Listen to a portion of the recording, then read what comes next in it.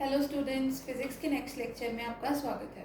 हमने अपने पिछले लेक्चर में Ohm's law, resistance in series combination, resistance in parallel combination, उनके मतलब एक ऐसे कॉम्बिनेशन जहाँ पे सीरीज भी यूज़ हो रहा हो, पैरेलल भी यूज़ हो रहा हो, वो सब कुछ हमने अपने पिछले लेक्चर्स के अंदर कवर किया। हमने उनके रिलेटेड न्यूमेरिकल्स भी कवर की।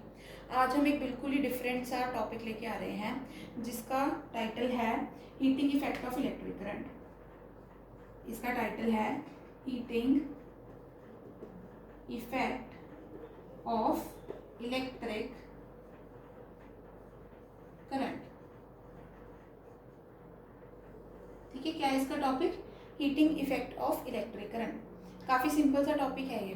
ठीक है, इसको समझने के लिए आप सबसे पहले ये देखो कि जब हमने ये देखा था कि अगर हमें किसी ना किसी सर्किट के अंदर जब हमें करंट फ्लो कराना है तो करंट फ्लो करवाने के लिए हमें क्या जनरेट करना पड़ता था? कोई पोटेंशियल डिफरेंस क्रिएट करना पड़ता था। ठीक है, पोटेंशियल डिफरेंस को हमने कैसे समझा था?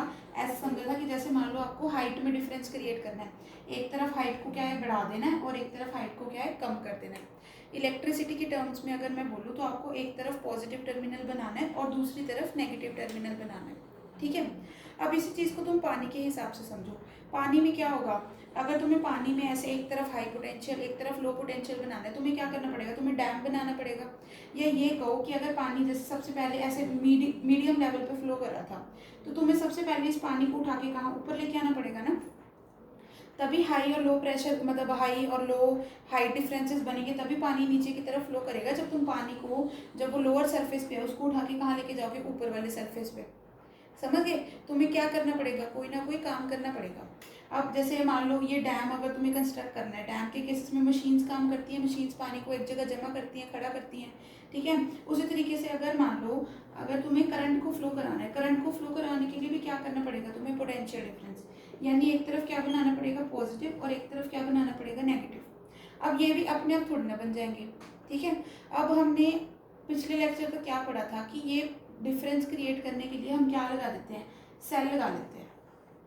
ठीक है, सेल एक तरीके की क्या है? मशीन है तुम्हारे, तुमको एक तरीके का एक इंस्ट्रूमेंट है जो क्या करता है? एक पोटेंशियल डिफरेंस क्रिएट कर देता है। पर अब तुम ये समझो कि ये सेल पोटेंशियल डिफरेंस क्रिएट करता कैसे है? ये सेल भी क्या है? ये सेल कैसे बना होता है? ये देखो, सेल कैसे बना होता है? मतलब इस तरीके का कोई भी डब्बा मान लो, उसमें एक तरफ क्या है? पॉजिटिव रोड लगी होती है और एक तरफ क्या लगी होती है? नेगेटिव रोड लगी होती है। और यहाँ पे क्या होता है?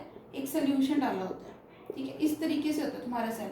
एक तरफ एक पॉजिटिव रोड, एक तरफ एक नेगेटिव रोड, जहाँ पे तुम कनेक्शन करते हो ना उस तरीके से ये रोड्स होती हैं, इनकी बाहर की तरफ तारें निकली होती हैं, तुम ऐसे इनसे जोड़ते होते हो। तो और बीच में क्या लगा होता है? सोल्यूशन। अब ये सोल्यूशन कैसा होता है? ये एक डिफरेंट टाइप का केमिकल सोल्यूशन होता है जिसके कारण क्या होते हैं? पॉजिटिव चार्ज वाले जितने भी एलिमेंट्स आयंस होते हैं वो सारे यहाँ इकट्ठे हो जाते हैं, और जो नेगेटिव वाले जितने भी होते हैं वो दूसरी साइड पे इकट्ठे हो जाते हैं। मेरी बात समझ में आई? ये सेल के अंदर सोल्यूशन इस तरीके से बना होता है कि जो पॉजिटिव आयंस हैं वो एक तरफ इकट्ठे हो जाते हैं और जो नेगेटिव आयंस हैं वो दूसरी तरफ इकट्ठे हो जाते हैं। ठीक है, इसके कारण क्या क्रिएट हो जाता है? एक केमिकल पोटेंशियल डिफरेंस क्रिएट हो जाता है। मतलब केमिकली हमें क्या पता लगता है कि पॉजिटिव आयंस एक तरफ आ गए और नेगेटिव इलेक्ट्रॉन्स दूसरी जगह चले गए। अब इस तरीके की एनर्जी को क्या बोला जाता है बच्चे? इस तरीके की एनर्जी को बोला जाता है केमिकल एनर्जी। ठीक है, यानी तुम्हारे सेल में क्या होती है? तुम्हारे सेल में एक तरीके की केमिकल एनर्जी होती है जो पोटेंशियल डिफरेंस क्रिएट करने में यूज में आती है। ठीक है, समझ गए? अब तुमने छोटी क्लासेस के अंदर ये चीज़ पढ़ी होगी कि एनर्जी जो होती है वो हमेशा कंजर्व रहती है। पढ़ा ये चीज़? छोटी क्लास में हम हमेशा क्या पढ़ते हैं? हम पढ़ते हैं एनर्जी की कंजर्वेशन, की एनर्जी क्या रहती है? हमेशा कंजर्व्ड रहती है। Total energy is initial energy is equal to final energy. Energy ना तो बनाई जा सकती है ना ही डिस्ट्रॉय की जा सकती है। तो इसका मतलब तुमने जब भी सर्किट के अंदर सेल लगाया, जैसे मान लो यहाँ पे मान लो एक इस तरीके का तुमने सर्किट बनाया जहाँ पे तुमने इसके साथ क्या लगा दिया? बल्ब लगा दिया। ठीक है, ये तुमने सिंपल सा सर्किट है ये। तो अब इस सेल के अंदर क्या है? केमिकल एनर्जी है। ठीक है, और एक चीज़ तुम्हें ये भी पता है कि जब अब तुम सेल को यूज़ करते हो, मान लो अपने घर में रिमोट के टीवी के रिमोट में, है ना, या और किसी भी तुम्हारी इलेक्ट्रॉनिक डिवाइस के अंदर जहाँ पे भी तुम सेल यूज़ करते हो, ये सेल क्या है? कुछ टाइम तक ही चलते हैं ना। ये तो नहीं कि लाइफ टाइम एक ही बार तुमने सेल भरे और फिर उसके बाद वो चलते ही चले जा रहे हैं। मतलब अब क्या होता है कि ये सेल की केमिकल एनर्जी क्या है, धीरे धीरे आप यूज़ कर रहे हो। जैसे आपने टीवी के रिमोट में सेल डाले, ठीक है, तो वो मान लो रिमोट क्या है, साल 2 साल भर उसी सेल से चलता रहा, तो क्या हुआ, आप धीरे धीरे आपने क्या की, इस सेल की केमिकल एनर्जी को यूज़ किया। वैसे ही अगर मतलब रिमोट की एग्जांपल नहीं लेते हम, जनरली इस वाले सर्किट की एग्जांपल ले लेते हैं। इस सर्किट में बच्चे क्या हो रहा है, आपने एक लगाया, सेल लगाया, और उसके साथ आपने एक बैटरी लगाई और उसके साथ आपने बल्ब लगा दिया। अब जैसे ही आप बल्ब को इसके साथ जोड़ दोगे तो क्या है, ये बल्ब जलने लगेगा ना, यानी आप इसकी केमिकल एनर्जी को कहाँ यूज़ कर रहे हो, बल्ब को चलाने के अंदर यूज़ कर रहे हो। तो थोड़ी थोड़ी इसकी एनर्जी क्या है, धीरे धीरे बल्ब के पास चलती जा रही है, और वो किस में कन्वर्ट होती चली जा रही है, लाइट एनर्जी में। बल्ब हमें क्या देता है, लाइट एनर्जी, ठीक है, बल्ब हमें क्या देता है, लाइट एनर्जी। अब बल्ब की जगह पे आप कोई मोटर भी लगा सकते हो। मोटर के अंदर क्या होता है, पहिया घूम रहा होता है, तो आपकी केमिकल एनर्जी किस में बदलने शुरू हो जाएगी, पहिए में, यानी काइनेटिक एनर्जी में। ठीक है, मान लो ये आप ये एनर्जी किसी चीज़ को उठाने में लगा रहे हो, मतलब जेसीबी वगैरह को लगा रहे हो, है ना, तो ये एनर्जी किस में यूज़ हो जाएगी, पोटेंशियल एनर्जी क्रिएट करने में। ठीक है, तो यानी आपकी केमिकल एनर्जी क्या है, किसी न किसी यूजफुल फॉर्म ऑफ एनर्जी के अंदर चेंज हो जाती है जब भी आप सर्किट में बैटरी या सेल का इस्तेमाल करते हो पोटेंशियल डिफरेंस क्रिएट करने में। पर एक ये बात समझो कि ये जो केमिकल एनर्जी है ये सारी की सारी नहीं लाइट एनर्जी में कन्वर्ट होती। मतलब ये नहीं है कि अगर आपने मान लो 5 वोल्ट का आप वो लेके आए हो, बैटरी लेके आए हो, और अगर मान लो उसमें कुछ 500 जूल ऑफ एनर्जी है, 500 जूल ऑफ केमिकल एनर्जी है, तो पूरी की पूरी 500 जूल ऑफ केमिकल एनर्जी नहीं यूज़ होती जब भी तुम्हें अपने सर्किट को यूज़ कर रहे होते हो तुम। इसमें से कुछ कुछ एनर्जी क्या हो जाती है, लूज़ हो जाती है। ठीक है, वो एनर्जी कहाँ लूज़ होती है, अब ये देखो, इसमें से जो कुछ एनर्जी होती है, केमिकल एनर्जी की जो कुछ एनर्जी होती है, वो करंट को चलाने के यूज़ में आ जाती है ना। ठीक है, करंट को जब तुम चला रहे होते हो तो यहाँ पे वायर में क्या होती है रजे, रुकावटें ही रुकावटें हो रही होती है। ठीक है, रेजिस्टेंस होती है ना वायर में, है ना। अब देखो, अब किसी चीज को रेजिस्टेंस के थ्रू पास करना है, रुकावटों से पास करना है, तो उसे क्या है, कॉन्स्टेंटली तुम्हें पुश करना पड़ेगा।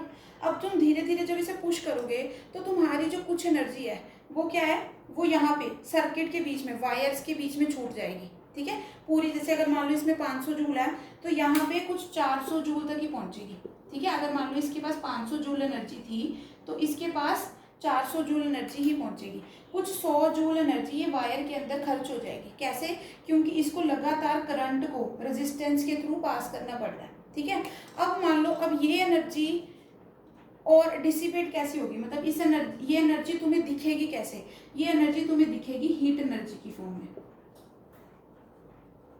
ठीक है, ये एनर्जी तुम्हें सर्किट में दिखेगी कैसे, ये दिखेगी तुम्हें हीट एनर्जी की फॉर्म में। अब इस बात को समझिए, तुम प्रैक्टिकली भी देखते हो, जब तुम टीवी को ज़्यादा देर तक चला लेते हो तो तारे क्या हो जाती हैं, गर्म हो जाती है ना।